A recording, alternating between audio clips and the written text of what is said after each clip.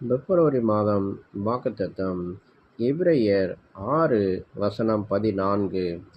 நிச்சயமாக நான் உன்னை ஆசீர்வதிக்கவே ஆசீர்வதித்து உன்னை பெருகவே பெருக பண்ணுவேன் என்றார்.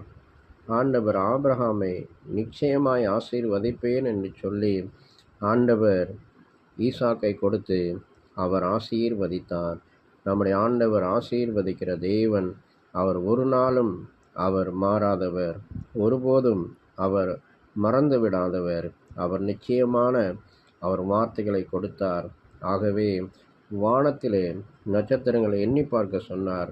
அதை போல மணலத்தனையாய் பெருக பண்ணுவேன் என்று சொல்லி ஆபிரகாமை ஆசீர்வதித்ததை நாம் பார்க்கிறோம்.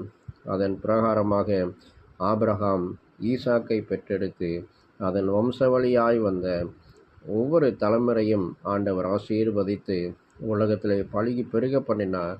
அந்த உன்னதத்தின் தேவன் ஒவ்வொருவரையும் ஆசீர்வதித்து அவர் பெருக பண்ண வல்லமையுள்ளவராய் இருக்கிறார்.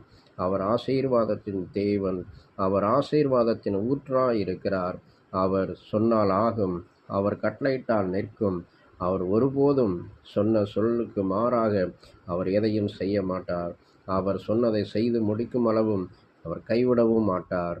அவர் மாறாத தேவன், மகிமையான தேவன். அவர் சகலத்தையும் செய்ய வல்லமையுள்ளவர். நம்முடைய பிள்ளைகளை ஆசீர்வதிப்பதே அது தேவனுக்கு பிரியமானது.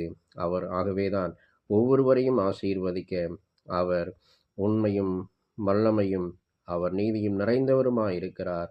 அந்த தேவன் அவர் ஆசீர்வதித்து அவர் பெருக பண்ணுவார். நம்முடைய வாழ்க்கையில் இருக்கிற எல்லா குறைவுகளையும் ஆண்டவர் நிறைவாக்கி அவர் ஆசீர்வதிப்பார். எல்லா தேவைகளையும் அவர் சந்தித்து அவர் ஆசீர்வதிப்பார். எல்லாவித வழிகளையும் கர்த்தர் திறந்து அவர் ஆசீர்வதிப்பார். சகலவற்றிலும் கர்த்தர் நம்மை ஆசீர்வதித்து ஒவ்வொருவரையும் ஆசீர்வதித்து அவர் உயர்த்துவாராக.